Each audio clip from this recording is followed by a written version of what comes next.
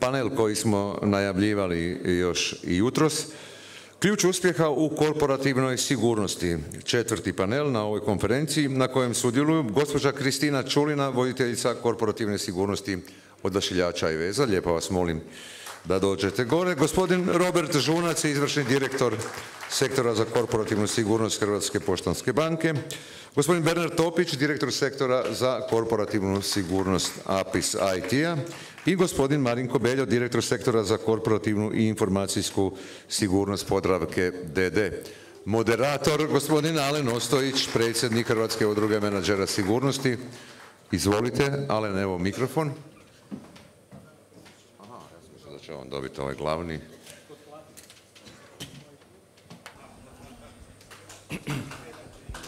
Ne. Mislim, puno je pitanja, tek sam sad vidio, pa ćemo kratiti. Platinasti sponzor je desno, kod Kristina je Hums. Između su dobri dečki, jer da danas nema Kristina među nama, ovo bi bio klub dobrih momaka, Kristina. Tako da hvala ti što si došla, što si se odazvala pozivu. Hvala i vama trojica mušketira. Vidjeli smo zašto CCS, ali zašto CSO, to ćemo, nadam se, i u kratkom razgovoru. Ajde, za početak, da vas ne predstavljam ja, nego kratko o sebi par crtica, onda ćemo brzo 4 pitanja, pa ćemo u istom revijalnom tonu. Kristina. Evo, dobar dan. Radi? Dobro. Evo ga, dobar dan svima. Moje ime je Kristina Čulina, rukovoditeljica sam odjela za korporativnu sigurnost u Odašiljačima i vezama. Magistra sam inženjerka sigurnosti i zaštite i certificirani menadžer korporativne sigurnosti. Moji prvi neki doticaji sa korporativnom sigurnošću datiraju iz 2008.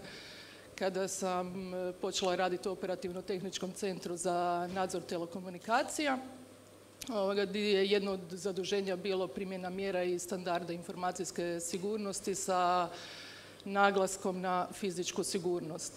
Sam rad u jednom takvom sustavu daje vam jednu drugačiju dimenziju poimanja same sigurnosti.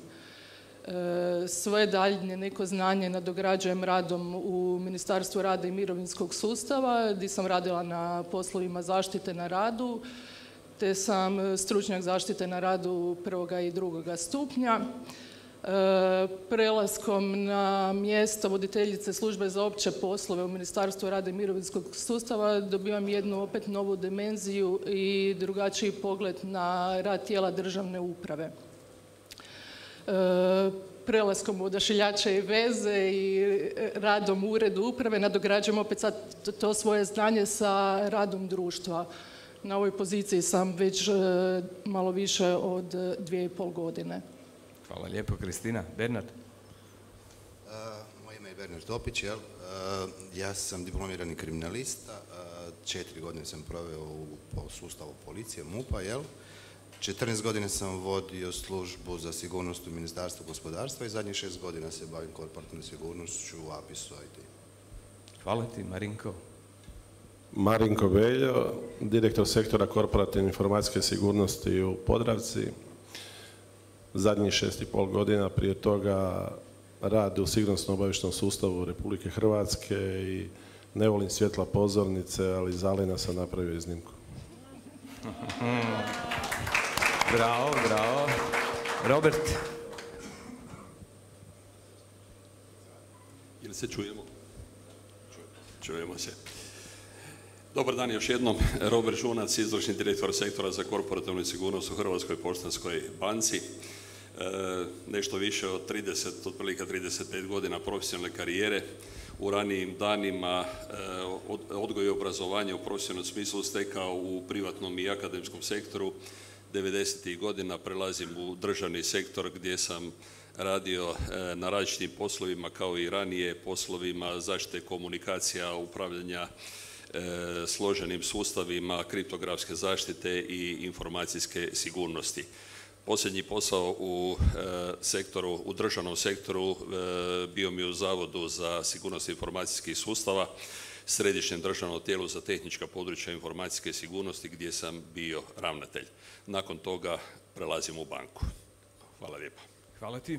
evo kad bacimo pogled recimo u 20 godina unazad, onda nekako mi se čini da funkcija korporativne sigurnosti je bila na tom jednom putu od korporativnog policajca prema C-levelu.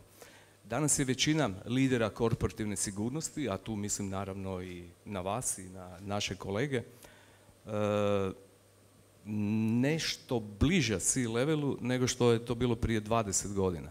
Ali gotovo nitko nije u upravi društava. Za razliku od ljudskih resursa koji su u proteklih 20 godina napravili doista jednu veliku evoluciju, veliki iskorak i danas nema uprave koja nema člana za ljudske resurse. Zašto je to tako? O tom možemo staviti za jedan drugi panel, ali mislim da danas uspjeh na poziciji upravljanja korporativnom sigurnošću nadilazi onu komponentu koga poznajete i ostajemo i oslanjamo se na ono što znate. Ali što vas je motiviralo uopće da uđete u sustav korporativne sigurnosti? Marinko? Pa dobro, ja mogu za sebe reći, mene osobno je motiviralo upravo to što sam imao priliku doći u Podravku i to je za mene s jedne strane bio ogroman izazov, a s druge strane i dan danas je to jedna velika privilegija. Raditi u najvećoj prehrambenoj industriji u ovoj regiji, jedna od najvećih kompanija u Hrvatskoj, sigurno kad dobiješ tu mogućnost moraš se zamisliti bez obzira koliko mi je bilo lijepo i koliko je bilo dobro i u bivšoj firmi. Da. Velim izazov i privilegija, ja bi to tako u dvije riječi stavio.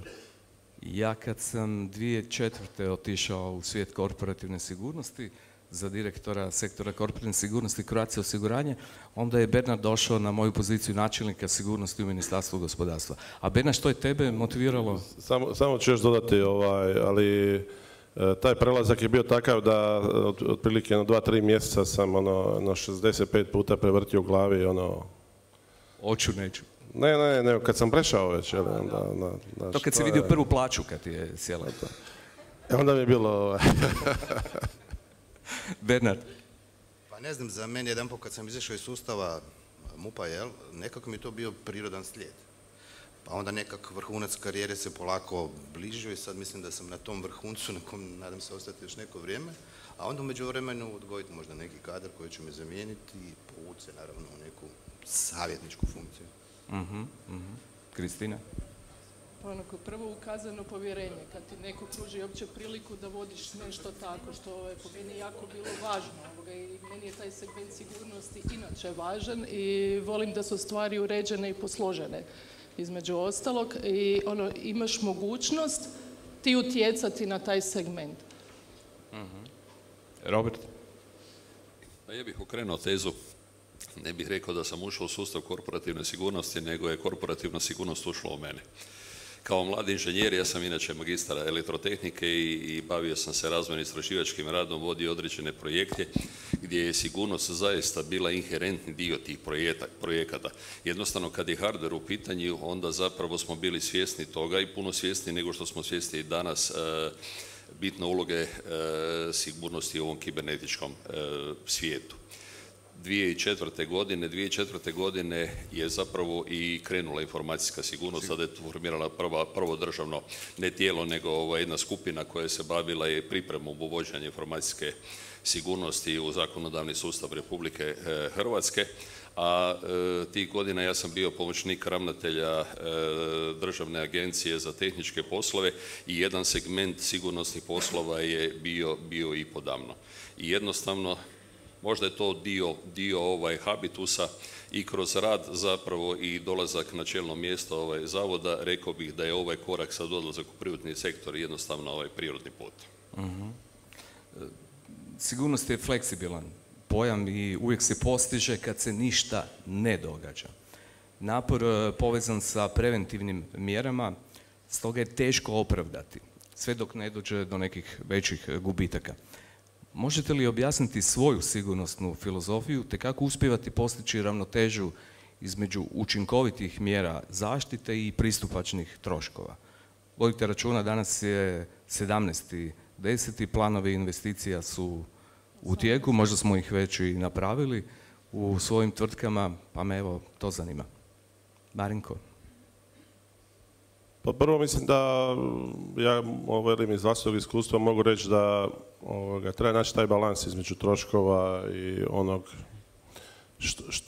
što su naši ciljevi, što su ciljevi kompanije. Mi znaju i moje kolege iz Podravke kojima sam na čelu da je u biti, ja stalno govorim, korporativna sigurnost je suport ključnim procesima naše kompanije. Jer mi smo primarno kompanija koja proizvodi i prodaje prehrambene proizvode. I znači ne postoji ta kompanija radi korporativne sigurnosti, svega ona što čine sastavnice korporativne sigurnosti kod nas. Nego jednostavno naš mindset mora biti postavljen da smo mi support i jednostavno na taj način se moramo prilagoditi svim procesima i na taj način se etablirati unutar kompanije. Posljednjih godina, ali ti si rekao prije 20 godina, posljednjih godina u svim kompanijama i kolege postajemo sve vidljiviji. Ne samo zbog toga što se dešavaju neki incidenti ili kritične ili krizne situacije, nego jednostavno dešavaju se. Od covida na ovamo stalno se nešto dešava. Tako da, mislim, bitno je prepoznat našu ulogu kao potpornu, a s druge strane važno je da ti naši troškovi budu kontinuirani. Jer nećemo mi, sad imamo slučaj informacijske sigurnosti gdje je nastala, zavladala je recimo, u javnom prostoru, da ne kažem, jedna svojevrsna i panika i neće niko preko noći izgraditi taj sustav. Ali ako postoji kontinuitet, svake godine nešto, onda ćemo doći do toga. Tada nam i ti budžeti mogu proći. Da. Puno znanja o poslovnoj strategiji samog poduzeća, apsolutno, da bi se upravo pronašao ta ravnoteža. Naši ciljevi moraju biti sukladni ciljevima kompanije. Znači mi ispunjavamo, kod mene zaštita od požara, zaštita na radu, naravno da mi imamo neke zakonske stvari koje moramo ispuniti i to radimo. Ali ako želimo napraviti neku dodanu vrijednost, moramo to nekako i prezentirati da je to sukladno ciljevima kompanije. Bernard, kod tebe? Ono na što ja stavljam posebno težište je da zaista to što tražimo je ono što nam je neophodno. Bitno je da to uvijek isplanirano, pod krajem godine, kao što si sam spomenuo, ovo doba godine se planira, onda se ti planovi kod nas u tvrtki zaista poštuju. A ono što mi još naglašavamo, svake 4 godine radimo našu strategiju, uvijek nastojimo nešto od ovih naših krupnih stvari staviti u strategiju da bi nam to bilo i nit vodilja i na kraju kad se to jedanput odobri, onda je to uvijek nešto što se i treba napraviti. Nastojimo svake godine nešto novo uvesti, nešto što nam je zaista korisno, a da se pri tome uprava prezentira, objasni što nam je to bitno i do sad nismo imali problema s tim. Odlično. Kristina, Robert? Pa evo, to je kod nas uvijek nekakav balans između nekih prepoznatih rizika i rizika koje nam možebitno u budućnosti prijete, za koje ne znamo, ali predviđamo ih. Moram uzeti u obzir također činjenicu da smo mi, odnosno da su Odašiljači i veze pružatelj strateške komunikacijske infrastrukture i jako je bitno da to funkcionira, da ne dolazi do zastoja.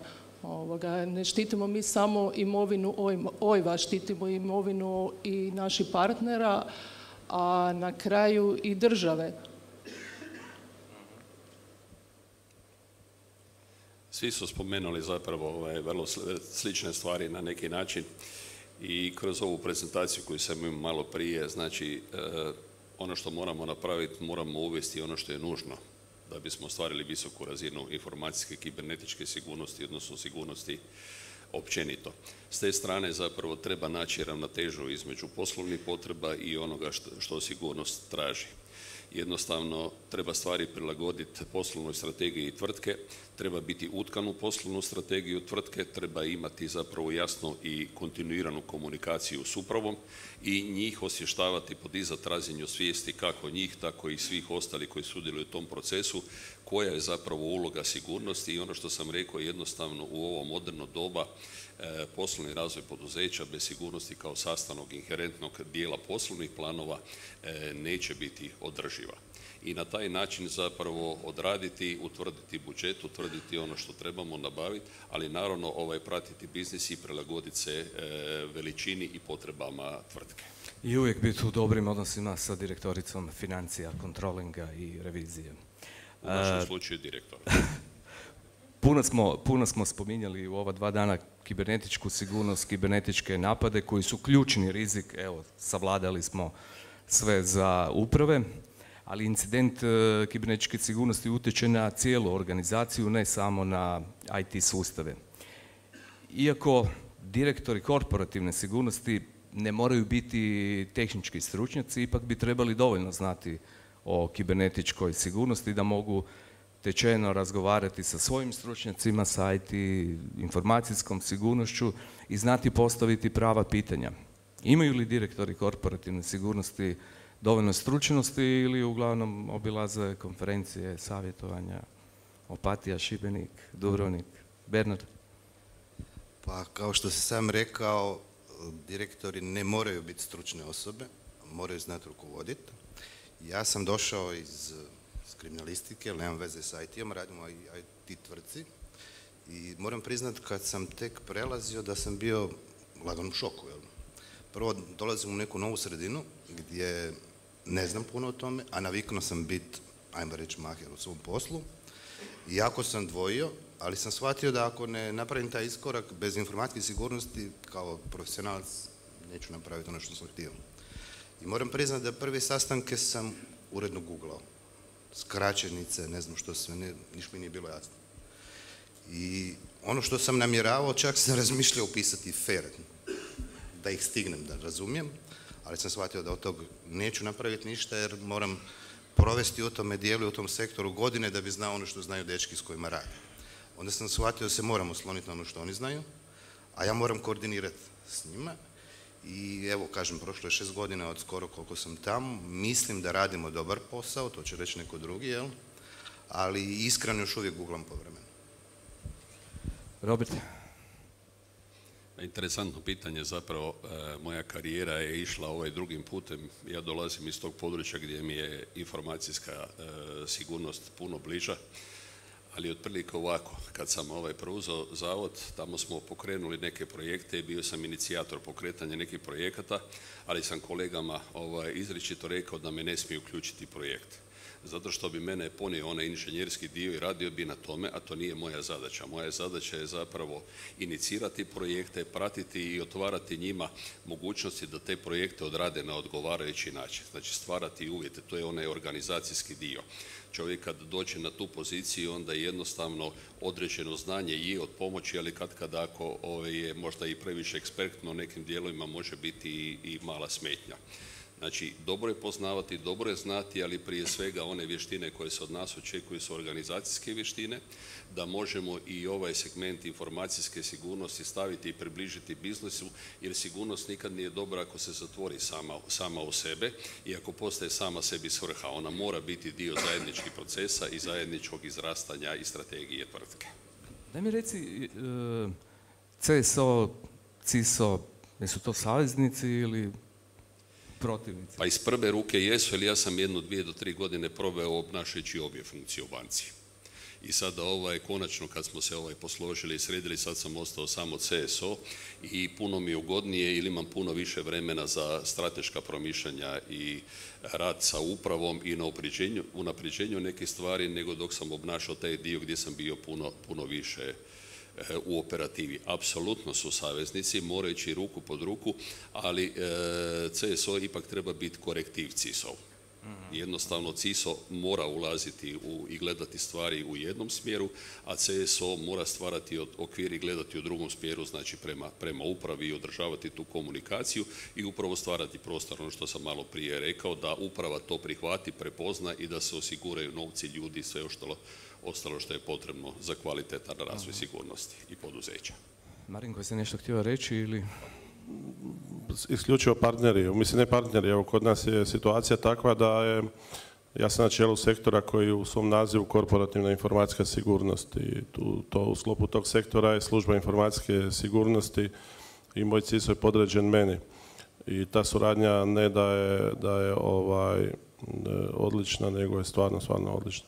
A u biti ovo što je Robert rekao, na neki način se zapravo nadopunjujemo. Jer on ima jedan pogled koji je iznimno stručan i onda nekako uz moj pogled koji gledam sa razine kako ćemo to sve negdje uklopiti u cijelu priču, evo, mislim da postižemo dobre rezultate, da ne kažem nešto više, jer u našoj branši je sutra je novi dan, pa danas kažeš da si dobar, a onda ujutro ti se desi nešto. Nema ni pločice na vratima više. A ne, hoću reći, može se desiti nešto, nikad nisi siguran dovoljno, pa onda... Da. Ali velim, u svakom slučaju mora biti suradnja. Kompanije u području korporativne sigurnosti često zapošljavaju kvalificirane profesionalce sa iskustvom u provedbi zakona, iz policije, javne sigurnosti, obavještajne zajednice, nešto manjim dijelom iz vojske, iako jučer je gospodin Kolak sjajno govorio zapravo koliko veliko iskustvo je zapravo stekao iz Domovinskog rata, iz vojske koje primjenjuje u poslovanju u biznisu. To je svakako dobra priprema, bez daljnjeg, ali je li nužno za direktora korporativne sigurnosti da bude bivši policajac ili obavještajac? Kristina?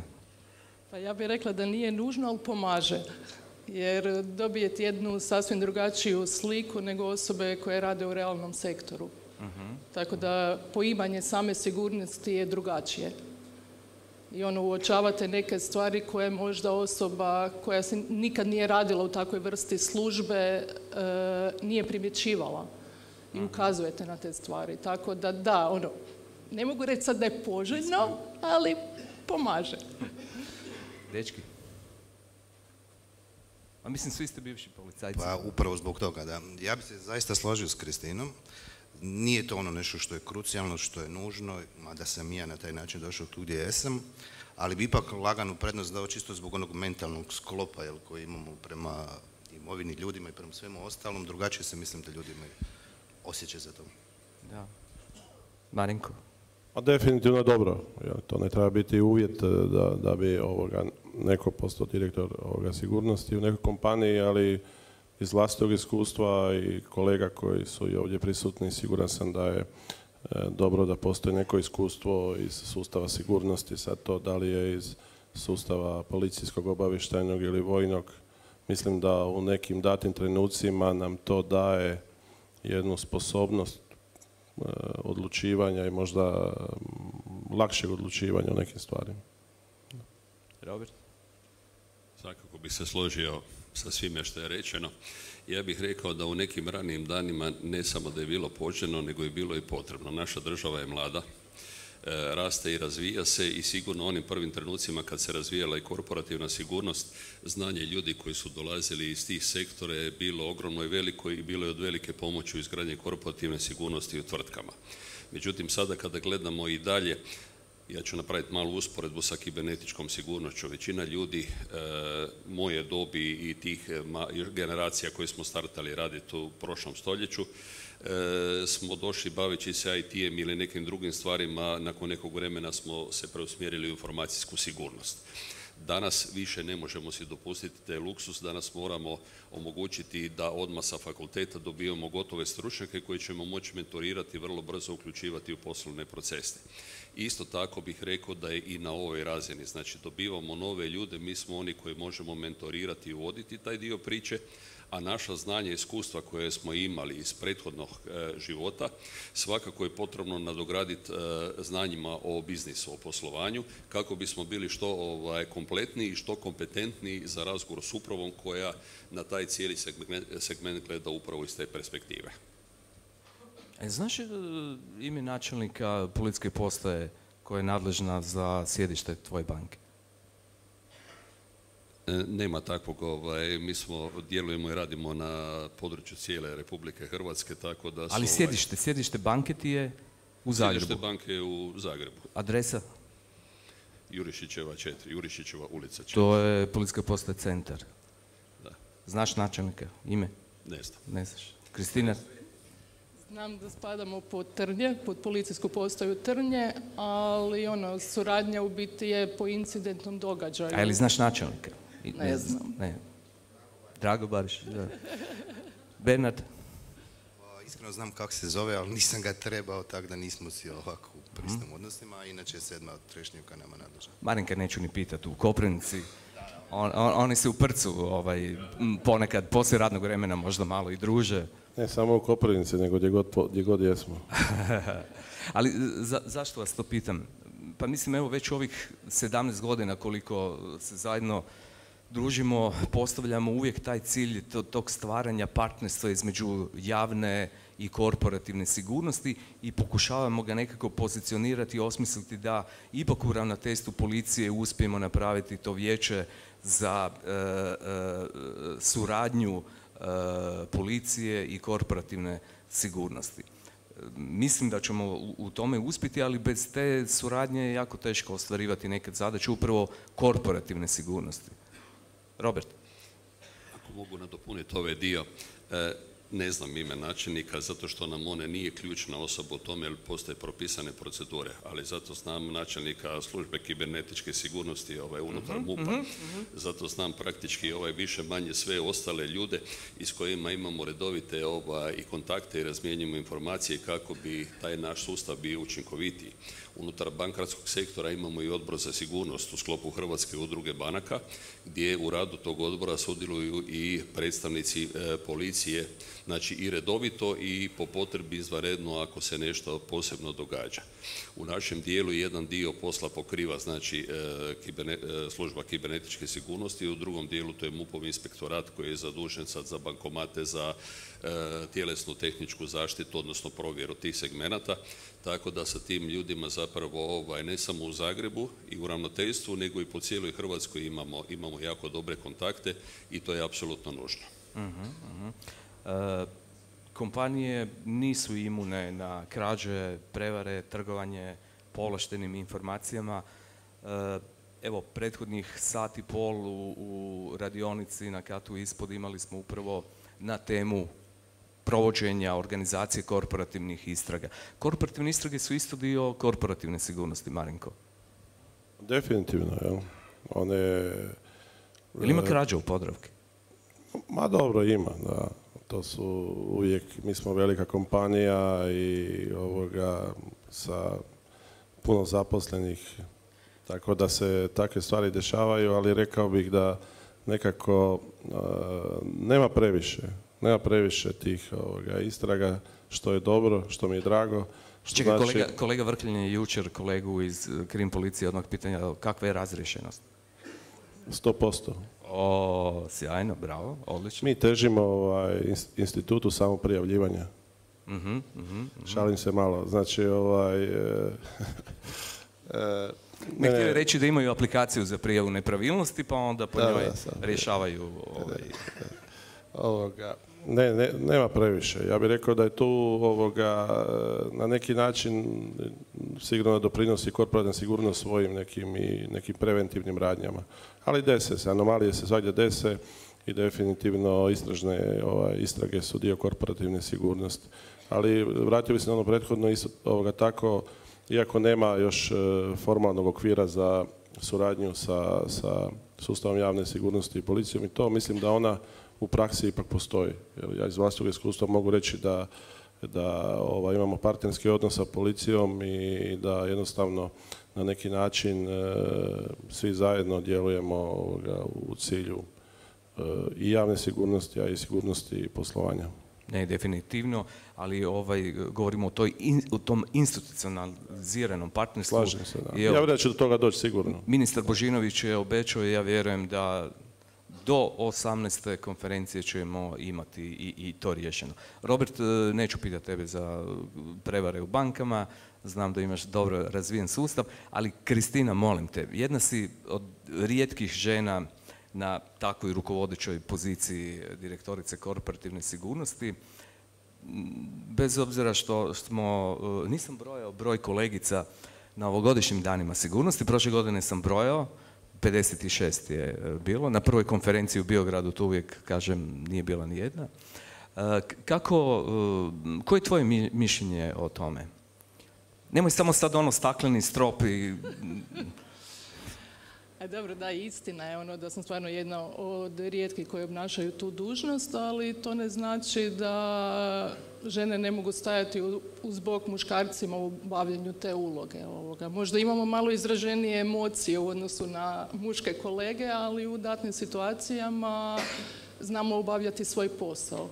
Profesionalci smo. Hoćeš reći da muški direktori korporativne sigurnosti nisu strastveni u obavljanju poslova? Ne znam nisam ja to rekla. Samo sam rekla da možda imamo malo izraženije emocije. A još kad tu se uključi majčinski instinkti, pa onda to čuvaš imovinu ko svoje dijete, možda je malo drugačijan pogled.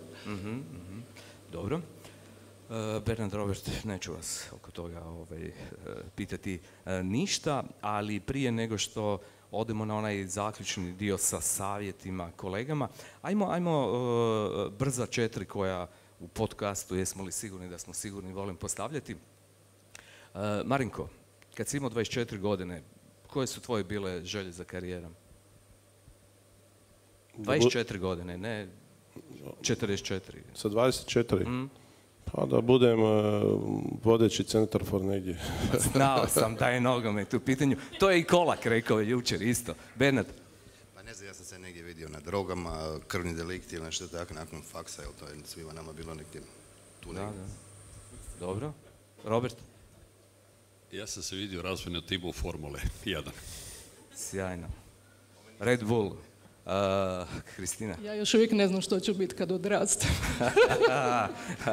Ja moram reći kad sam imao 24 godine, a tu su mi svjedoci Minja, Duško i Denk, htio sam biti ugostitelj, vodio sam kantinu na Fakultetu političkih znanosti, ali tajnica fakulteta mi nije dala dozvolu i onda sam otišao u ZNG i tako. Ugostiteljstvo mi je propalo, ali vidjet ćete večeras, ponekad me povuče daj još jednu turu. Što vas ljuti? Osim predsjednika uprave, što vas ljuti inače? Nedostatak vremena. Nedostatak vremena. Da. Bernard? Pa mene u ministarstvu, dok sam bio, jako ljutile te česte promjene uprave. Znači čovjek izgubi godinu dana da stekne povjerenje, da ga nešto nauči i on ode. I onda mora sve iz početka. Samo digresija radi, u 14 godina sam promijenio 8 ministara i 11 glavnih tajnika.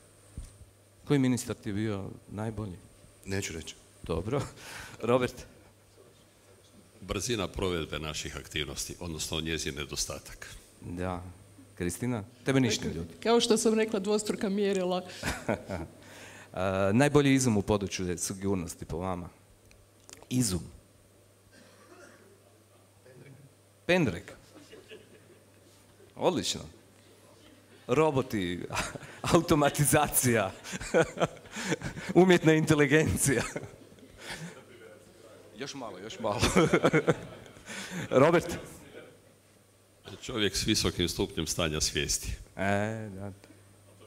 Da. Mene ovaj CSS, ovo mi je super malo prije što smo vidjeli. Koja je zadnja knjiga koju ste pročitali? Ako čitate knjige ili ste na portalima i e-book? Marinko? Ne mogu se sjetiti, iskreno. Dobro. Bernard? Robert Hugh Benson, Gospodar svijeta. Nisam čitao tu knjigu. Knjiga koju ja sam čuo da je to jedna knjiga koju Papa preporučio, pa rekao ne vidi što je to. Okay. Robert? Ja živim i radim u multitaskingu, tako i ovo nekoliko knjiga je otvoreno, ali istaknut ću samo jedno, Umijeće ratovanja. To stalno čitamo i podsjećamo se. Kristina? Po žene bi se očekivalo da kaže neka francuska novela ali nije knjiga, nego sad zadnje što sam čitala, to je standard evropski 50.600, nažalost.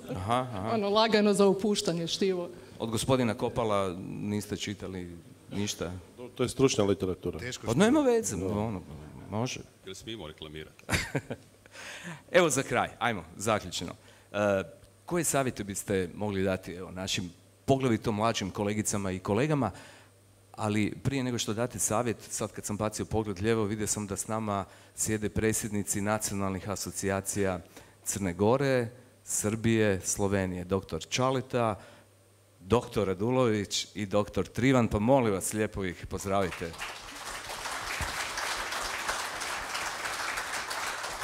Hvala vam lijepo, drago mi je da ste s nama.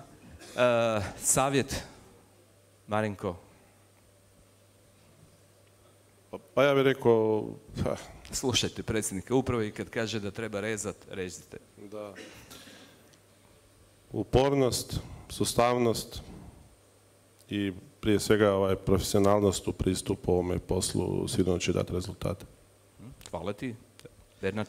Pa ja bih rekao da je ključno steći povjerenje prije svega, a to ćemo napraviti na način da zaista otvoreno, iskreno pristupamo svakom, svemu onome što radimo, pa tako i ovom dijelu uprave, jel? Zato kažem da je nekad da stekne povjerenje treba zaista godina, dvije. I onda me to naljuti kada ode nakon godinu. Je, to si apsolutno u pravu. Funkcija direktora korporativne sigurnosti je doista funkcija povjerenja. Robert? Ja bih se složio s Marinkom. Ustrajnost i upornost i naravno uvijek pratiti ako postoji ljubav prema tom poslu, to nije posao, to je poziv i s druge strane biti ustrajan i doći u neke zrelije profesionalne godine upravo da šefu uprave se može reći da nije u pravu. Kristina, ti ćeš doći u te godine, pa onda molim te, izvoli. Evo, također bih rekla da je jako bitno povjerenje, ali i jako je bitno podizanje svijesti i nekad smo i sami sebi dosadni sa ponavljanjem neke stvari i prema našim zaposlenicima i prema upravi i sve, ali na kraju se vratimo na onu poslovicu ponavljanje je majka mudrosti. Jer jednostavno moramo i mi biti dosadni da bi postigli onaj neki segment sigurnosti koji želimo postići. A što se opet od nas očekuje? Gospodin Švab, koji je nedavno otišao u mirovinu, direktor korporativne sigurnosti Volkswagen grupe, jedan od najiskusnijih direktora korporativne sigurnosti Europe pa i svijeta, kada je odlazio u mirovinu, pitali su ga koji je ključ uspjeha u korporativnoj sigurnosti ili formula uspjeha za mlađe kolege i kolegice. Rekao je da njima ne treba njegov savjet, ali iz vlastitog iskustva stvarajte aktivnu mrežu sigurnosti uvijek i na svakom mjestu. Zahvaljujem se kolegici Kristini, kolegama Robertu, Bernardu i Marinku. Želimo vam puno uspjeha u daljnjim poslovima i molim vas jedan pljesak doista.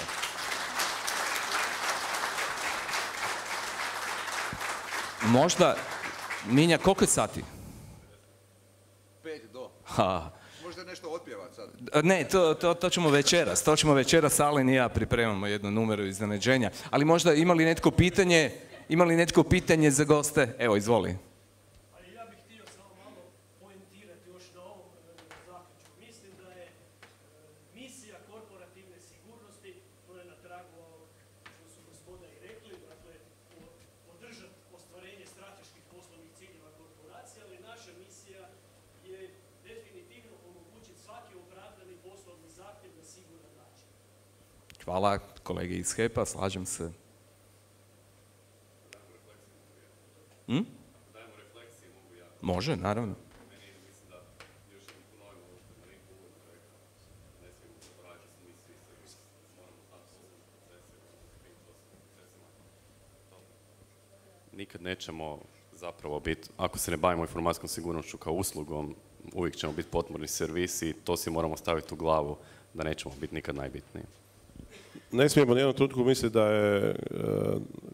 da kompanija postoji da bi mi egzistirali, nego jednostavno mi egzistiramo zato što kompanija dobro radi. Imamo li još neko pitanje? Ako nemamo, hvala vam lijepo i možemo prema ručku. Vidimo se u 14 sati.